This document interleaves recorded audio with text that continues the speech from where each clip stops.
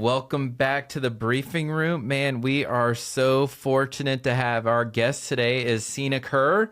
Little clap. Oh, thank you. Thank you for being here. I am sorry we had Erin on first, but she did great. I wasn't going to say anything. So thank you for letting us right our wrongs. We appreciate that. But this is great.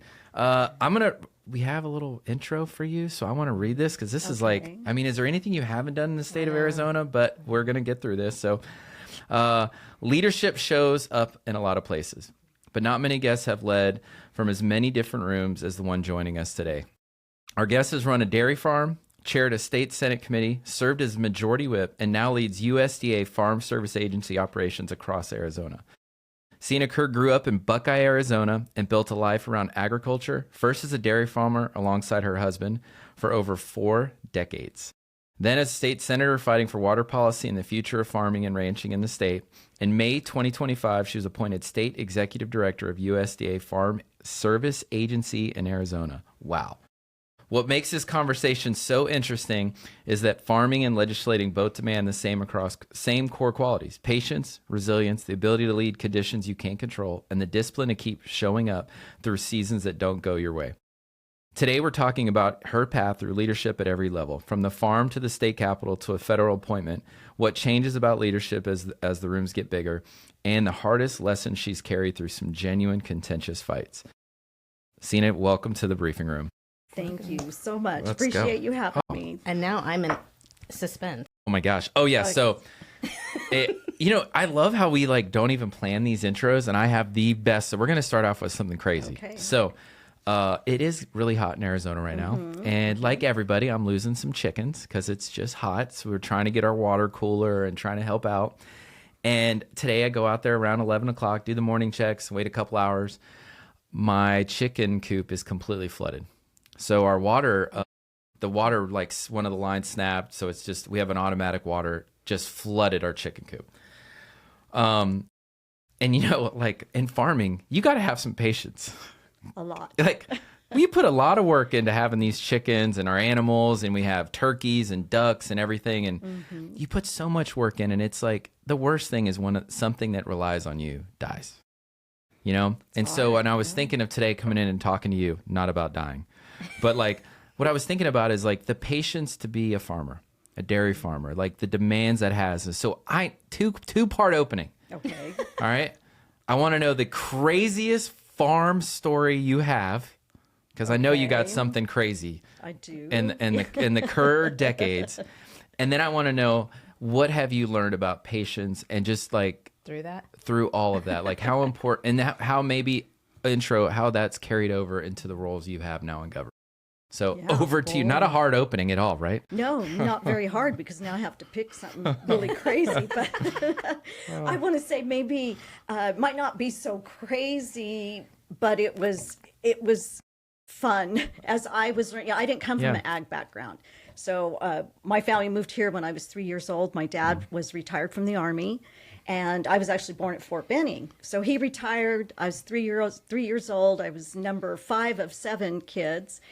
And so, my mom was a seamstress, and my dad worked at DM Oil and Tire. He was quite an expert in fixing tractor tires and all that kind of tractors and everything. So anyway, I was not in agriculture at all.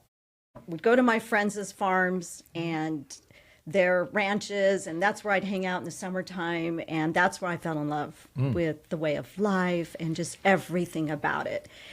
And so when Bill and I met in high school, and we actually met in student government. I might come back to that in a little bit. But, I did not know that about Bill. Yes.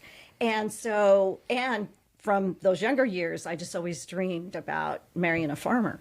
I just thought, okay, I'm in a good place. Surely my odds are pretty good here. But anyway, so when Bill and I started dating, we milked cows on Friday nights for his dad. And that was our chore. And I thought, oh my gosh, I was in heaven. I thought that was the best thing ever. So he would send me out to bring in the cows. And so at the time we had breeding bulls. Later we would all change. Most of the industry would change to artificial insemination, and a little more that I wanted to go into there. But anyway, so I was terrified of cows. And especially, then you add in some bulls in there too. So I would go out, and he really never watched me. He'd be in the milk barn and I'd be bringing in the next pen. Well, I had learned to shimmy along the fence line and bring in the cows and kind of yell and get them up, and everything. Well, if they were busy with the bull and, bull was around, well, then those cows didn't get brought in. And so Bill happened to be watching me one night. He goes, "What are you doing?" I said, he goes, "Bring in all the cows." I said, "No, they're busy." I said, "I'm not bringing." And he says, "My dad's going to be so mad at you because if the cows don't get milk regularly, then they can, get mastitis and different things." I was like, I didn't tell him, but I thought you should have told me that a long time ago. You have no idea how many haven't been coming in. Yeah. No, but I was so terrified of them. And so it was just funny having to work with them. And I'd continue to work with them until our kids were old enough, to get in there and help dad, sort cattle and do all that kind of stuff. But that I just reflect on that, like how those early days, I didn't mind milking them. That was a lot of fun. I loved that. But getting in the pen with them just terrified me. So, boy, I could shimmy along a fence line like nobody's business. So funny, from fearing cows to owning them. Yes. That's owning a whole farm of them. That's interesting. Yes, very much so. But as far as patience, boy, you hit the nail on the head. It takes a lot of patience, a lot of nurturing, because, you have all the cows, they're different. Each one has a different personality. Some work better than others. And then things just don't go the way you plan. And so you just always have to be ready to pivot and to be ready for whatever happens next and just roll with it and do your best. And yeah.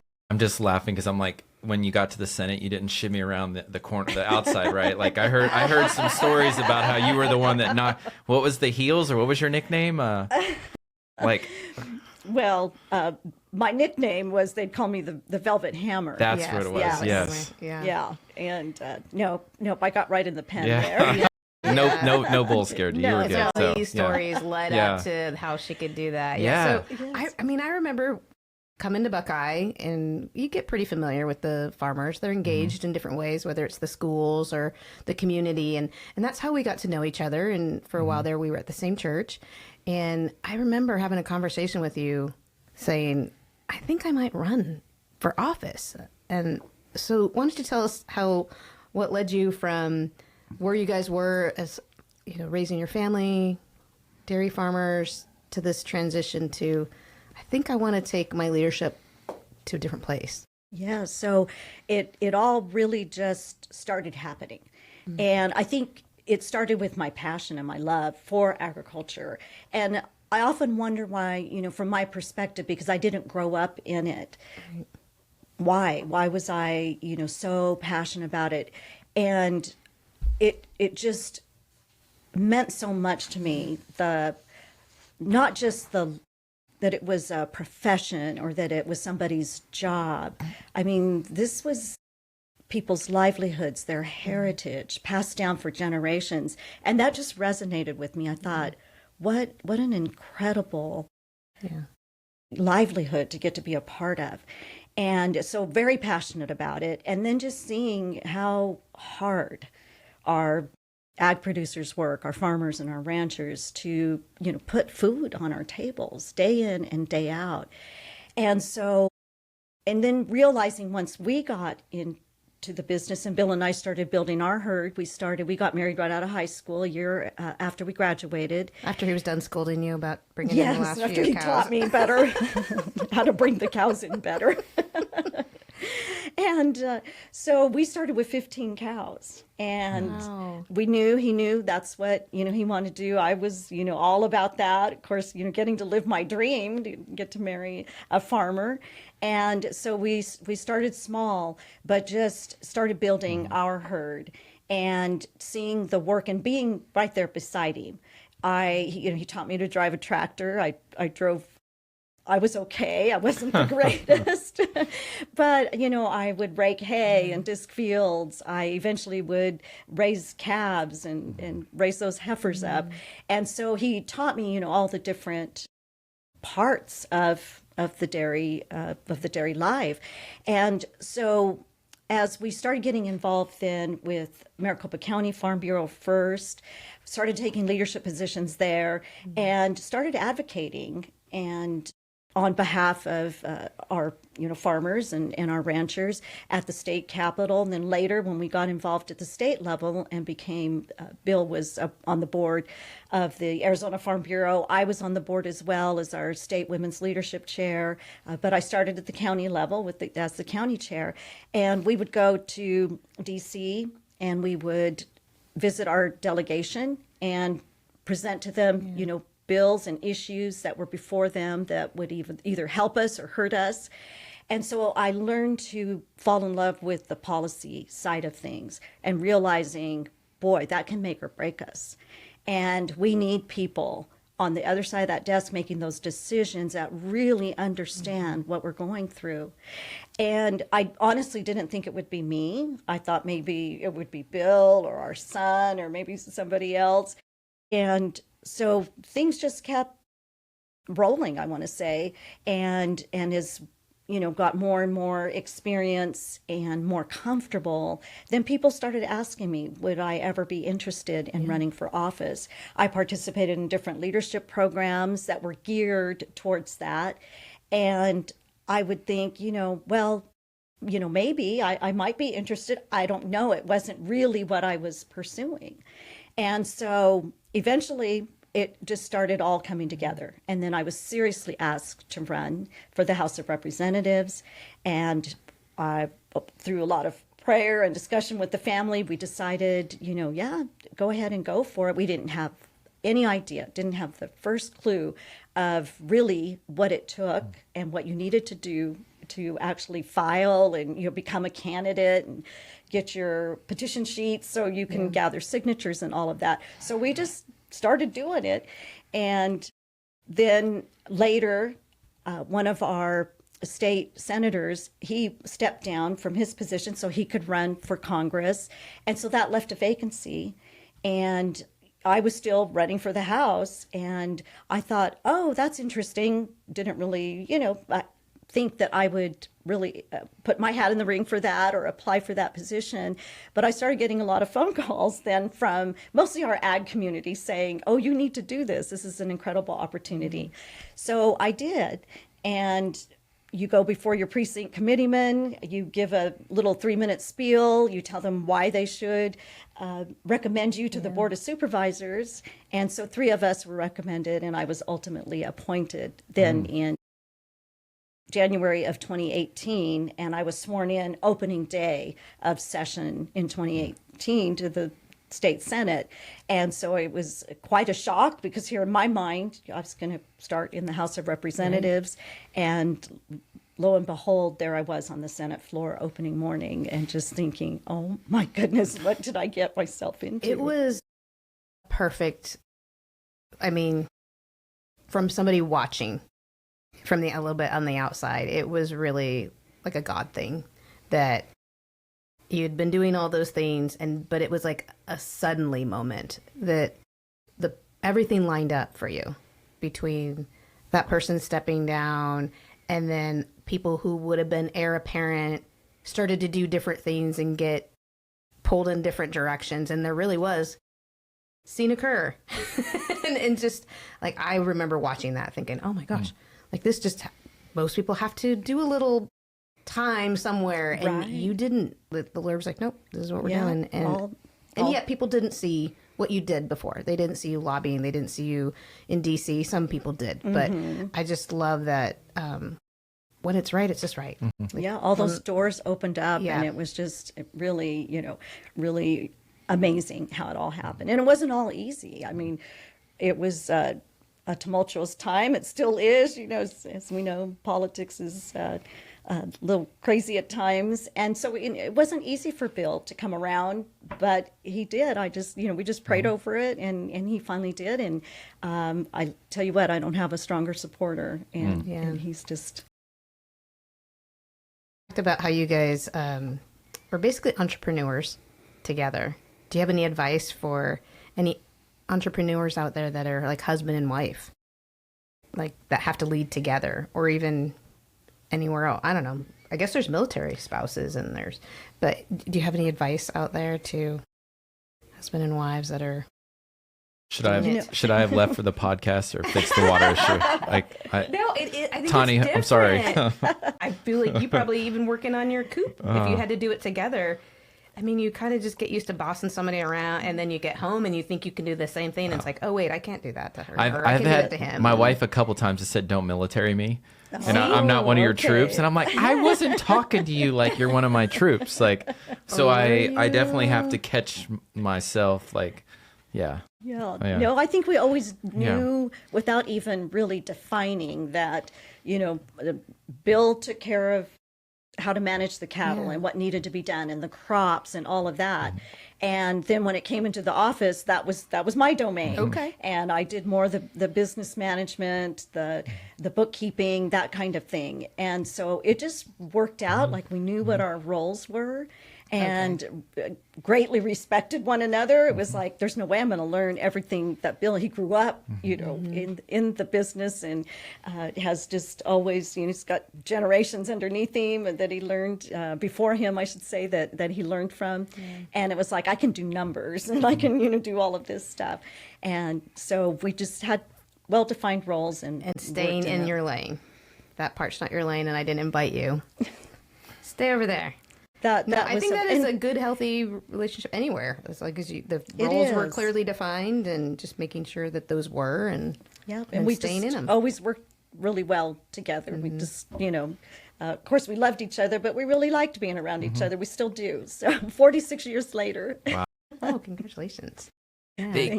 This is something I think a lot of our guests from Buckeye we ask about, and it's talking your story, like the family tradition, the culture that you've established. Like everybody knows the Kerr family in Buckeye, but in like 15, 20 years when Terra Vallis is here, like are we going to still have that culture in here? And like, so when you're what does that mean to have like a legacy in this city, but also where we're growing and how fast it is? Can you just talk a little bit? Because I feel like in a lot of leadership circles, we talk culture and like the history of where we're at. Those are just important things to having a good team. So no, it's important. And I think one thing I really appreciate about Buckeye is we really honor and respect and hold on to that heritage.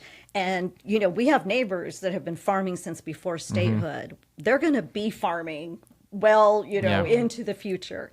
And I love that. It's always going to be part of our heritage. And it's just remembering and the way we celebrate with different, like Pioneer Days and Heritage Days and things like that, will keep Buckeye, remembering, and the new people that come in going, oh my gosh, I just get to live in this area with this amazing heritage and this foundation that still lives today and thrives. Right. So I think farming's going to be here well into the future. I really do. We might not be as big as we are now, but we will.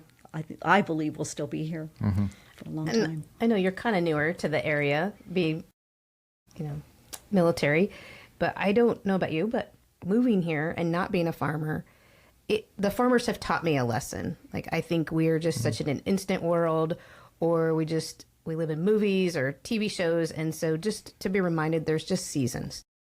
There's seasons to life. It's not going to last forever, what you're going through, whether it's good or bad. It's a season. And enjoy it and look forward to the next one. And so I think there was a lot to be learned, even from somewhat of an outsider. I can watch the crop next to my house grow and be reminded, and then knowing, okay, alfalfa's coming next, or the sorghum's coming next, or whatever is happening. And so we don't really think of that if you're not from an agricultural community or in it. We don't think of seasons. We just think of like, okay, I just need to get to high school. I just need to get a job. I just need to get married. And it's all these achieving. and just to remember that really it's a circle of life, and we really just fit into it. And so it's really given me a different perspective living here and even leading from here. So I don't know. Have you picked up on any of that being here for I think several something, years you know, now? you always hear like about respected communities, like the military is just, you know, respected. I think farming, it's like no one ever questions the work ethic of a farmer. Never Ever. But I think it's fascinating when you live like what you just said with culture and heritage. It's like you live in a community where you know people work really hard to have what they have. So you naturally want to like carry that. I want to work hard. I want my house to look good. I want like it's like I want to work with my hands. I want to do something outside. I think there is something to having a community that's grounded or found the foundation is just hardworking people. Yeah. And that helps in other walks of life. Like I feel like, you know, some other communities don't have that heritage, and so they don't have a working class tradition. They don't have those skills. Or they did and they forgot it. And they forgot it. Yeah, and so now they have data. I'm just kidding. I didn't say that. Even the heritage that you're talking about, we don't really think past, like right now we're just, okay, well, I have enough money for to get me through until I die. And it's like, no, farmers have been thinking generational. Yes. Like, how will I carry this on to the next generation? I don't want it to die on my... And so even just that thought to think beyond yourself has been so helpful. I think it makes leading way different. You're not here, you're just here for a time period. You're just leading in your organization. You were in the military for your 25 years, and you were holding on to it in that tie to the next generation. And I don't know, it's really, again, helped me to just have a completely different perspective on leading and how we care for people. It really helped. It really, really helped. Absolutely. And, you know, I marvel at those that came before us. You know, think of like our farming neighbors that were here before statehood and the vision that they had. Like you said, they were thinking way ahead of us, way ahead of our time. And, you know, established irrigation systems and, you know, those ranchers that, you know, put up their own land to, you know, start the whole SRP system and all of that. I mean, they were thinking, you know, generations and generations ahead. And before the Hohokam that built the canal, I mean, it's just... Yeah, it's amazing. So I really marvel at that and think, are we still thinking in those terms? And we need to be, so that, you know, we have that longevity. And, you know, when we talk about being sustainable, you know, for us, it's about having the next generation be able to, you know, to continue on in agriculture. And so that led to, you know, my love, my passion, wanting to serve and to give back. You know, I feel like Arizona has given so much to us. Buckeye has given so much to us. And, you know, how can we, you know, give back and continue that on? And so stepping into public service was just really, it seemed like, you know, the perfect way for me. I thought about going in the military because I have so many, you know, military people in my family, but, you know, ended up marrying a farmer. So I'm glad I did. But so that, you know, I had really thought about that. But so, you know, filling in and being a public servant then and getting into an elected position. And that was my way to preserve what was so hard fought for. And what my dad, my brother, my grandparents, you know, grandfather, different ones that were in the service, nieces, nephews, that to preserve that. And so that's why I, you know, just so passionate about it and just serving in that way. And not, of course, my expertise, I want to say, or my field, my passion was agriculture. But once you step in to a position and you become, you know, elected to represent, you know, everybody, you know, not only the people in your district, but the people in your state. And so then that was a perfect transition into what I'm doing now.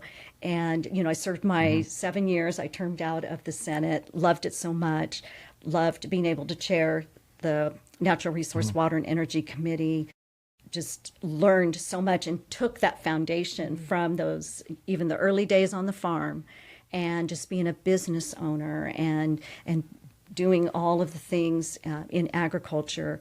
When you're in animal production, it's a little bit different. And then we also grew crops. We still are farming crops. And so taking those foundational experiences and taking that as I served in the Senate, and then taking what then I learned there and using it here, my current position as the state director for Farm Service Agency. And so I continue to just grow and learn and listen. And it's just been an incredible opportunity. I've been in, 14 months, almost 15 months now. And it was quite a different transition because I went from being an elected to being a political appointee. And so things changed a little bit. Yeah. But just like everything else, every day, on the farm, when you get up, you might have your list of things you're going to do, and something happens. Maybe a tractor breaks down, the cattle get out, something goes on, and you have to stop and pivot and take care of those and reprioritize. But when I first heard about this position, I honestly didn't realize that it was a presidential appointment. And I talked to a former director. I did a little bit of research, but obviously not enough. And so I applied and got the wonderful recommendations, had a lot of great support. And that's another thing, we don't do leadership and we don't get places without an incredible support team and people behind you, encouraging you, teaching you, and just being there with you. And so, again, having this great support. And it took a few months. Generally, when there's a new administration that comes in, it's about 18 months before this position gets filled. But the Trump administration was ready to go, and in 5 months, the first group of us then were appointed. Wow. And I knew a little bit about Farm Service Agency because we participated in some of the programs that were offered for dairy farming. But, the overall, what we do is we administer the programs that are outlined, or that come through in the Farm Bill. And then, my position then, I oversee the state staff. We have 8 county offices, and we're the only agency that has county federal employees. And we're front-facing, in that respect, because in each of the 8 offices, that's where the county staff who are, talk about inspiring.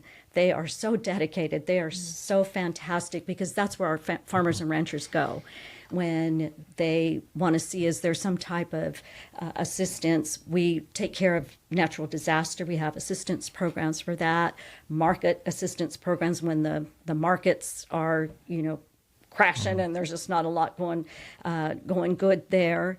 And then we also have loans that we offer to our farmers and ranchers.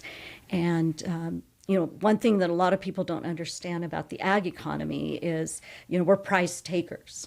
The price is set. We don't get to set the price, like what it costs us to produce a gallon of milk. Oh, gotcha. It's set by the market and a lot of other variables. And then monthly, the price comes out, and that's what you get. And so, is it different by region, or? It can, yes, it can is. be? Okay. And it depends on what the commodity is as well. And so, a lot of variables play into that.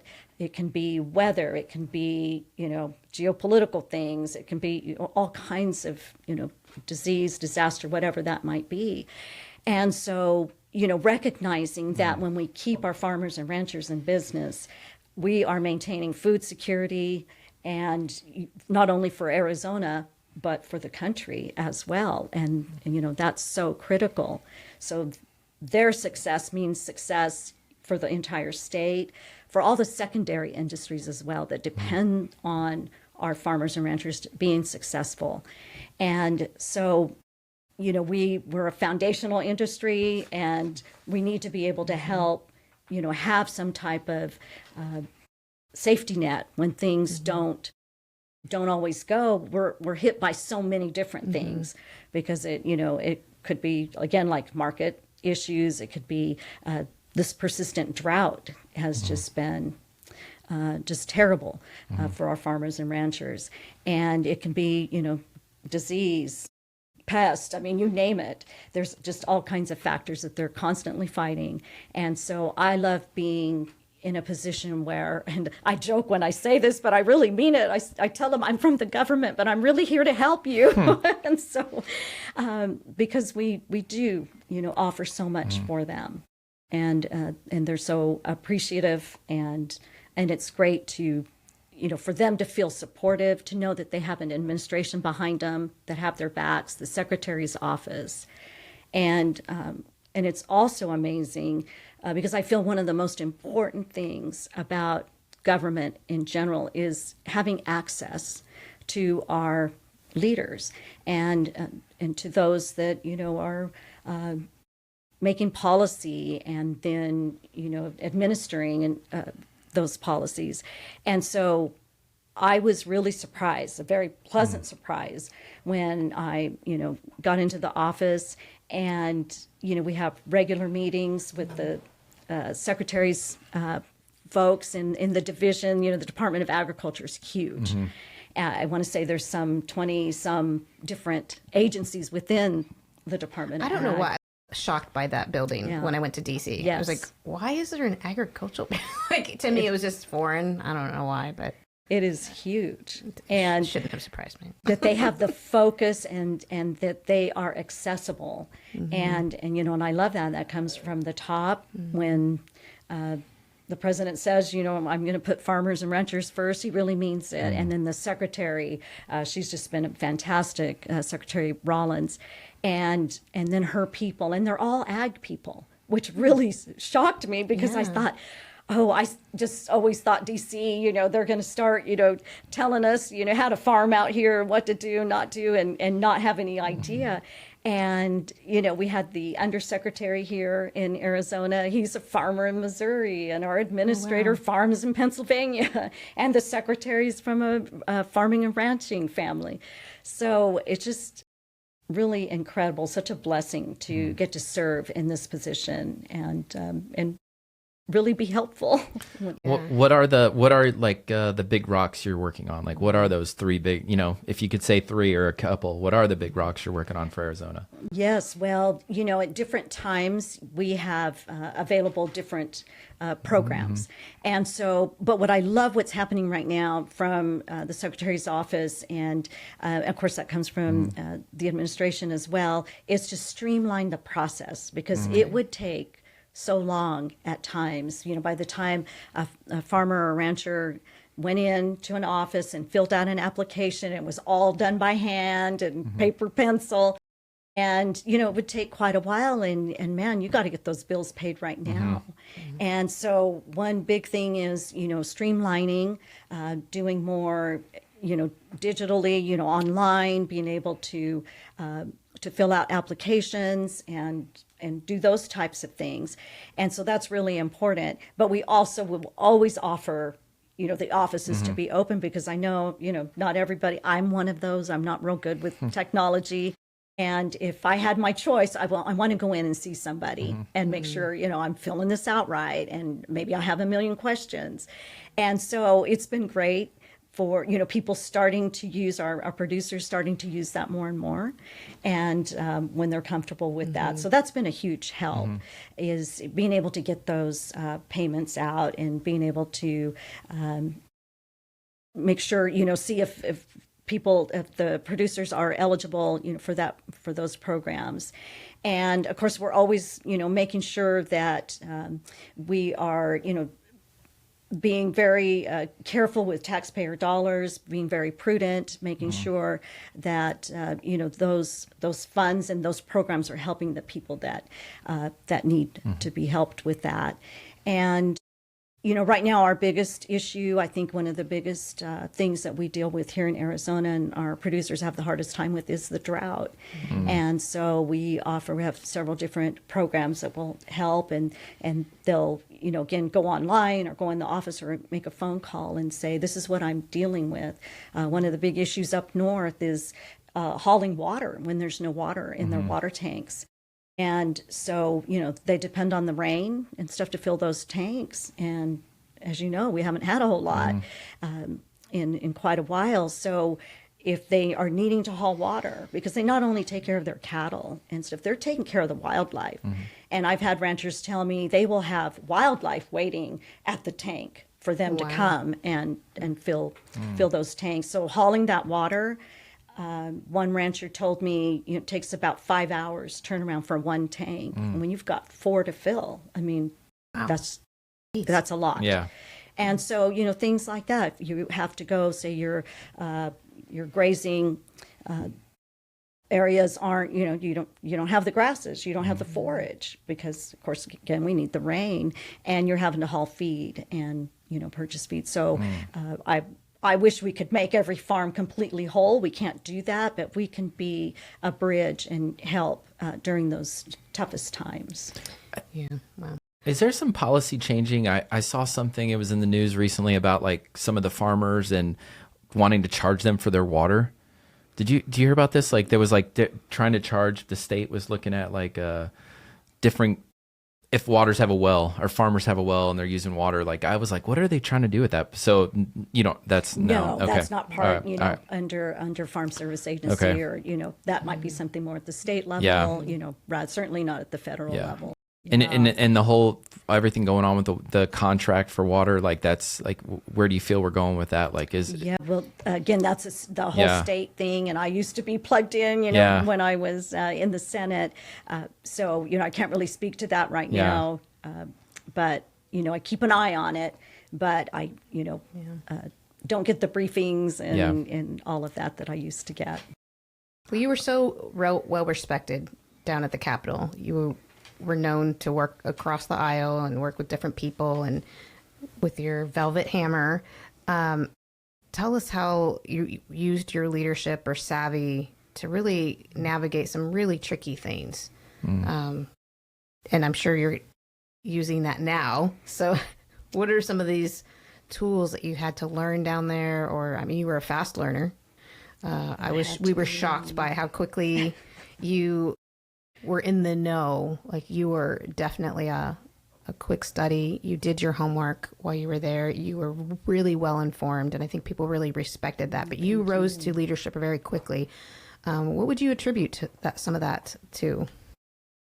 Well, I think, a lot of it, again, the lessons of, on having the dairy farm, being a small business owner, and, again, knowing you have to have strong people around you, and you have to know, who to go to when you need certain information, and, and to learn. I mean, listening and learning, that was huge, because I always have felt that if you're not listening and you're not learning, you can't be leading.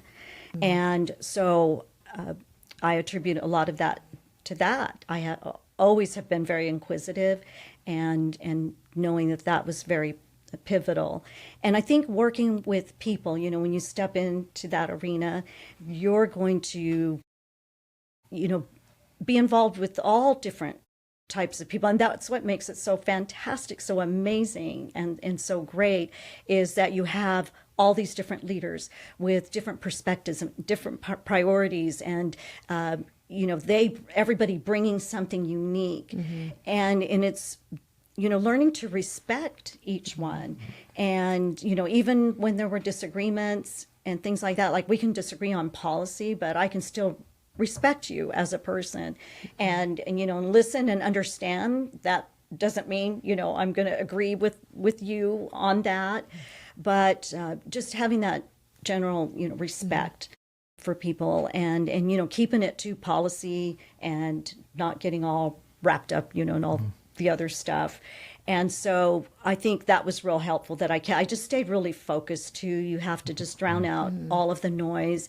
You have to really stay focused on what you're working on, and push through those hard, difficult times. And when I first got in, it was getting right into the water issues and things that were so contentious, and right. I would dread it. I would dread, the fight, and just, feeling like you're just never going to get to a consensus or anything. And then I started realizing, it's in that contention, and it's in that stress that we really forge the best policy. because you're being stretched, you're being challenged, and you're, trying to come up with a good workable solution. And so I learned to realize that, that tension is really good. And because we're setting policy and we're making law that affect people's lives each and every day. And it's got to be as good as we can get it. And so I learned not to, I guess, dislike that discomfort. And I learned to realize it was that discomfort that is really good, because then that's when we did our best work. Is there some tricks or some suggestions you can give people to work through that tension? Because I'm sure there were meetings that people were just not going to budge. Like, how did you spot that right away? Or how do you, hey, if this tension starts to get personal, like, what would you do to kind of go, hey? Yeah, or if that was maybe, I don't know, like, what were some of the things you had to do? Because I'm sure it wasn't just clean and just... No, and, sometimes, and I'll tell the story, about sometimes things got really heavy and hard, and I'd have to step away. You just feel like, okay, it's getting, and I could feel myself getting a little worked up here or whatever. And so for me, I would step away, and then I would, call Bill, and I would say, okay, just tell me about your day. What's going on here? He would know, okay, you're dealing with something. You're in some, pretty heavy meetings right now, and negotiations or whatever it might be. And so he would just start telling me, whatever he was doing. And I just needed to, step away a minute to regroup and then get ready to get back in there, because it takes a good measure of grit and tenacity to hang in there. And I think I credit that for the way I was brought up. And, being... There were a couple sessions where like, this was more like Survivor, who's going to outlast. And that was really what we were watching from afar sometimes. Yes. And, again, that patience, just being patient and just knowing there's a solution here and we're going to find it, and not giving up on it. And of course, that goes back to the farm as well. You don't just leave stuff undone. And like you were saying, when you have animals depending on you, you don't just say, oh, I'm going to go, do something else for a while. But no, you finish the job. Yeah. And, even more so when you have people depending on you, and people that, entrusted you to be their voice and to be there for them. And so I always took that so seriously. And I would think in the mornings, and it kind of, chokes me up a little bit. But when you put on that member pin, it was just like I put on, everyone who I represent. And I've got to do the best job that I can each and every day. And so I absolutely loved it. It's such an incredible privilege. And on opening day, that morning when I was sworn in on the Senate floor, we had Chandler Jones, who was at the time a player for the Cardinals, Arizona Cardinals. Yeah. And he said something that just I needed to hear, because I was just overwhelmed. Yeah. And he said, he was talking about how pressure is a privilege. And people would ask him, how do you handle that on the football field? And, and he said, I would just say, this pressure is a privilege. And I learned to really take that in and to realize that it absolutely it was and is, because now it's a different kind of pressure, because I do I represent the administration and the secretary's office when I'm out speaking to our farmers and ranchers, and I can take, and what I love so much is being that liaison. I can take the concerns of our farmers and ranchers, and I can go right to DC, with through a Teams call or a phone call, whatever it might be, and let them know. And they want to know. They say, we want things better. What is the very best we can do for our farmers and ranchers? What's working? What's not working? And it's just incredible. Yeah, absolutely incredible. I think it's funny though. I'm not a big what's your why, but I'm a big don't forget why you're here. Yeah. And I think sometimes in farming, the generational, we're doing this. Or there's people that have done this before. I'm walking ground that my dad's dad worked on, and don't forget where you came from. And I think sometimes the contention gets hard because you forgot why you're in the room. And to, like you just said, you get to be that voice. So if you don't want it to be overpowering, I feel like a lot of these contentious fights, I'm in the military, you know, people are always want to win. And I got to win everything. And I used to tell people like, hey man, you can't win everything. Yeah. But if you're fighting so hard for every little thing, then like it just gets to a point like, where are you? It's like Little Red Riding Hood almost crying wolf, right? Like everything, there's times where like I didn't get what I wanted. Right. But this is a team. I have to. And so I think in politics, sometimes I always go back to like Bill Clinton and Newt Gingrich, right? Like, like the only balanced budget we've had since I've been alive. Two guys that didn't like each other at all, but they had to give up a little bit to get what they wanted. And I feel like sometimes in our society, we don't want to give up anything to get what we want. We want our way or the highway. And it's like, no, that's not how it works. So I commend you for just being that voice and being able to take that contention. Because you're so right. I love that you said that. Like, we actually don't get anywhere without contention. I don't know how many meetings I've been in where I'm like, let's fight. Because people hated it. But it's like, no, when we start like embracing the tension and brainstorming happens. And then we figure stuff out and we actually are moving forward. It's I don't want to be kumbaya. I don't like kumbaya, so. Well, and you you have to stand on your principles. And there's certain things like you don't budge on. But then people see it like, oh wow, I'm not crossing this line with the velvet hammer. But on this other stuff, if you always bring that to the fight, then you never get to people see your personality, or they don't get to see, oh, that's their value system. They're not going to cross that. But if everything is like that, then they're like, they don't listen even. So you have to be able to pull that card out. Like, oh no, this is my line. So I can only imagine. Like, man, yeah. You mentioned tuning out the noise, and I feel like sometimes there's the noise from without, and then there's the noise within. And I think you've lived both. There's been some contention while you were in office, whether it's water, election, whatever.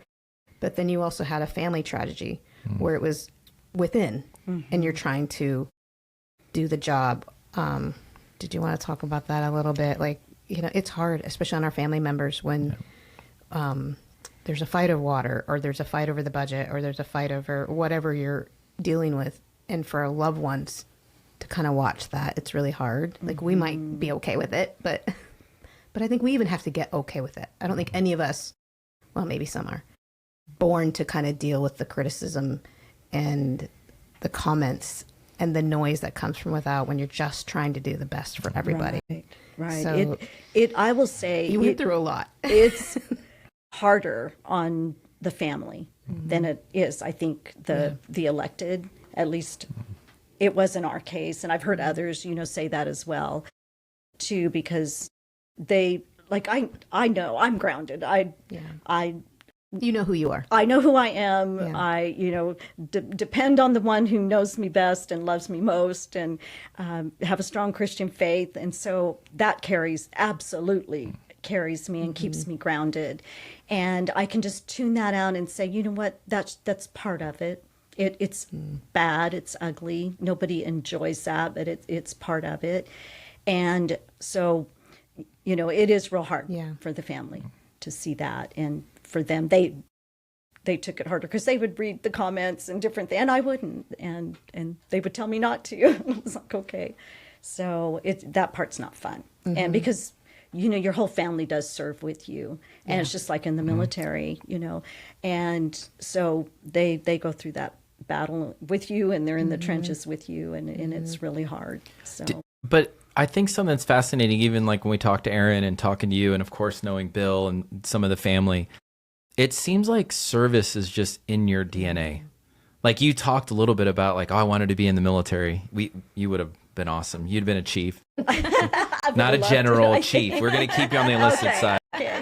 But I think there is something to families that commitment is there. Like, they're going to serve something. It's going to be city council. It's going to be in government. It's going to be in the military. But that's not the DNA fabric of every family. Like, why is your family, like everyone in your family is just committed to service? Like, that's taught. That's in the blood, And so even when you do serve, like, they're willing to, they have your back because they know what service means. If they didn't know what service means, it's probably so hard. So how did you, what helped you guys breed that or get that in your blood? Well, I would say, from my side of the family, and with my dad being in the military, and in the wrong branch, so he was Army. We needed Air Force, but it's okay. It's okay. It's okay. I Still love proud them of him. I love them Still all. proud of him. And so, just knowing what he did and how he led, in that he stepped up and literally put his life on the line, for our country, for our freedom. And so, having that, my mother immigrated from Mexico and became a naturalized citizen in 1969, and her love for the country, and she was so grateful always that she got to be an American. And I thought, here I'm my dad who protected our Constitution, our freedom, and my mom that was just so grateful and always talked about how grateful she was. And so that, was passed on. And so, and then from Bill's side of the family, his mom and dad just were always giving. They always served somewhere, whether it was on different boards.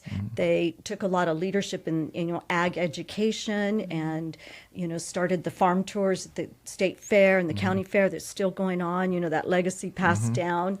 And so, you see that type of leadership, and it's like, I don't know, we just didn't even think about it. It was like you go and you do and you serve to the best of your ability. And then our kids, and one time I felt really bad because the girls were playing Barbie, Aaron and Megan. And so Megan was telling Aaron, "You're going to stay home because I have a meeting." And so her Barbie was going out for and I was like, I don't know if I'm okay with that. And so, but they just always saw that and knew that. And we took them, and we were in leadership in church and, and of course, the ag industry as well. And so I think you model that and it becomes part of your family, and you involve your family in that. And you let them know why. And, I think about my little, our oldest grandson, or Anderson, he's our oldest grandchild and grandson, so Megan's oldest. And he was 6 years old when I was first running for office. And even though they weren't in my district, they put a yard sign out. And so he was just real quiet. And I said, Anderson, I said, "Are you okay?" He goes, "Well," he says, "I don't know if I can vote for you." And I said, "What do you mean, buddy?" He goes, "Well, I don't know why you're doing this, and I just want you to be a regular Lala." That's what they called me. And I was like, "Oh my gosh." I said, "Sweetheart." And, so I told him, I said, I'm doing this because, I want to make sure we can farm in the future. I want to make sure, mom and dad get to keep more of their money, and I want Arizona to be a better place for everyone. And he didn't say anything. He turns around and he walks off, and he comes back a little while later. He goes, "All right." He said, "I'll vote for you." Did you create him a ballot? You needed to create him a ballot. Just let him do it one time. Precious. So, again, he really took that to heart. You want to know why are you doing this, and so they still, they understand, had the kids down. One of my colleagues thought I had a school group with me. They go, "Oh, what school do you have with you?" I said, "No." At the time, I don't think we had all 12 grandkids either, but we had a bunch of them down there. And so involving them and talking to them about it, and just passing that on. And like you said, all the kids are in leadership, in one way or another. Oh, that's awesome. You've had a lot of transition between becoming an entrepreneur, then to the Senate into your new role. Even family things you didn't think you'd have to be labeled or label. What has been lessons learned from transitions? Being flexible, and again, listening, learning, understanding your mission, staying focused, and just always remembering, who you're serving, and carrying that forward. And, right now knowing, I go out and visit our farmers and our ranchers, and man, you hear their stories. And because I'm a farmer too, it brings me to tears. And sometimes staff will come in and they're just reporting to me, and I'm like, "Oh my goodness, I need a second." This, it's devastating. Some of the things that they're dealing with, and so knowing, and I guess I can visualize. Like I know when I'm talking to the administrator, different the different folks in DC, and I can see them. It's just like I'm bringing you this issue that they're dealing with, or a recommendation for how we could better administrate, change a program here or there if we can. And so it's knowing who you serve and just understanding that. And so I'm so grateful that I have that perspective, and everybody has an experience, life experiences, a perspective, unique things they can bring to the table and they can bring to service. And we need all of that. And I think that's why I so enjoy the variety of people that I get to meet and what they've been through and what they bring, and their passion and their love for service as well. If you had a bullhorn that could get to all the farmers, what do you wish they knew about your agency, or what was available to them? That we're really here to help, and to, we always say, go into your local offices. Again, we have 8 around the state, and, talk to them, call them up, and let them know, what's your specific need, and see if there is something that we have available, because we exist to help them, and that's our priority, is putting them first, and our staff knows that. And like I said, they're so inspiring. Not all of them come from farming or ranching backgrounds. Many of them do. And it's just so awesome to see their love for the industry, for the producers, because they're just incredible. How about the average citizen? I remember when we ran into each other, I'm like, what are you doing? I'm like, what do they do? Like, so what do you wish the average citizen knew about your agency? How important it is, what we do is keep our farmers and ranchers in business, and how critical that is. And I say, agriculture's everybody's business, because we literally, put that food on your table each and every day, and how important that is.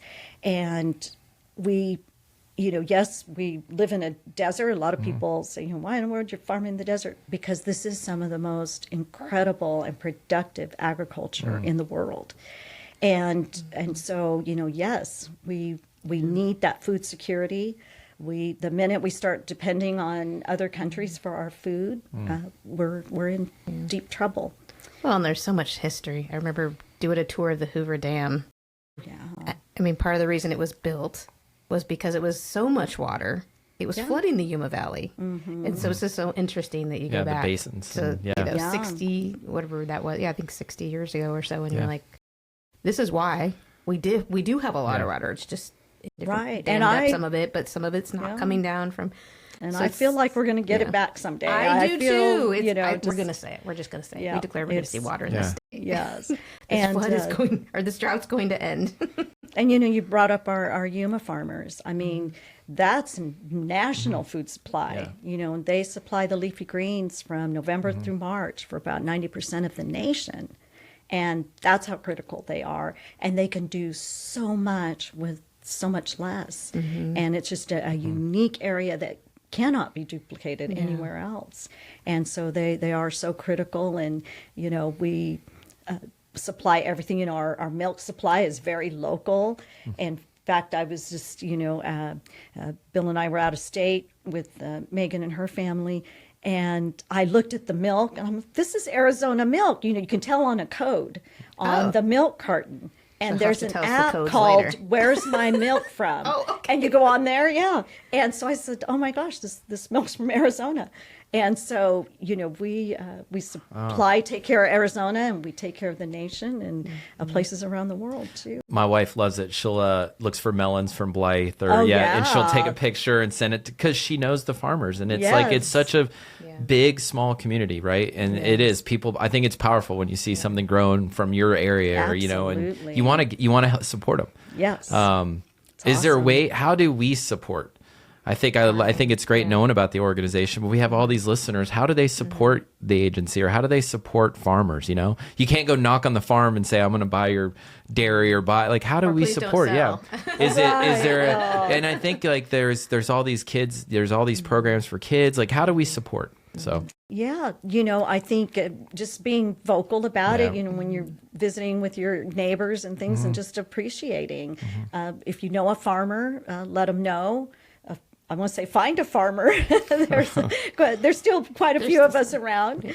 And, so making sure that, you are vocalizing that support for them. And if you see someone, or you get invited, somewhere where I know some of our different farms open up for different activities and things, go there, meet them, meet the families, and they're just amazing. I think everybody that watches is going to ask Bill, like, she didn't bring all the dairy cows in? Like, you didn't let her, she only picked some? So I can't wait to ask him about that. Yeah, no. And we, so 3 years ago, almost 3 years ago now, we did retire from the dairy business, but we have a small beef herd, and then a small herd of bison as well. Oh. And so we're still in it. I said, we want to keep building on the beef herd for sure. And the kids are now trying to run their own little farm stand every summer. Yes, the grandkids have been doing that. Yeah, yeah, and they love it so much and do a great job. And they all work. They all do it. So. Pretty hard. It's awesome. I've had those kids picking out a lot of watermelons and carrying them. Yeah. They're pretty strong. They love it. They love the community, and that's another really awesome thing is the generations. Our grandkids are playing with the grandkids of our friends that we went to high school with, and so it's just really fun. It's just such a great community. So as we wrap it up, do you have any closing thoughts or comments that you want to make? It's just, I appreciate you all doing this and having me on your podcast. But, I just always want to encourage people to serve where they can. And anywhere, is a place, there's a place for service. And you're a leader no matter where you're at. And to know that you don't have to be in all these different, positions, and you don't have to be down at the legislature, running a federal agency, anything like that. That your leadership matters, and everybody brings something unique that only they can bring to the table, and we need that. Everybody needs that, and so just like to encourage everyone to, get out there and do what they can and make things better for everyone. Can't say it any better. Let's go. No, I'm ready. Yeah, Sine, thank you so much for your leadership. It's been ongoing for a lot of years, as we heard today. I personally benefited from working with your leadership, and I just thank you. You really, what she's saying today is who she really is. The door was always open. You always took the phone call. We always knew that you would read up on the subject, that you would make yourself the expert as much as you could, and hear both sides and find the best solution. So it was kind of like, okay, well, if Sina says that that's the best she can get out of that bill, okay, we gotta. But I just thank you for making yourself available, for leaving that legacy of leadership. And again, we're seeing it in the grandkids, we're seeing it in your own kids. So you guys have done a tremendous job, and you have left an incredible legacy here in the Valley. So thank you for all you've done to serve, because it comes with a sacrifice. And so just for me to you, thank you for the sacrifice. I know the hours and the missed games and the different things that it costs that we don't really count sometimes or know when we get into this. So thank you, because it makes a difference, and you make a difference. So thank you. It's my great honor, and both of you are tremendous leaders too. Can't go without saying that. So I thank you both for what you have done. Thank you. Matters a lot. Well, thank you for tuning into the briefing room. Again, episodes drop the first and third Tuesday of every month on YouTube and Spotify. Click subscribe and follow us.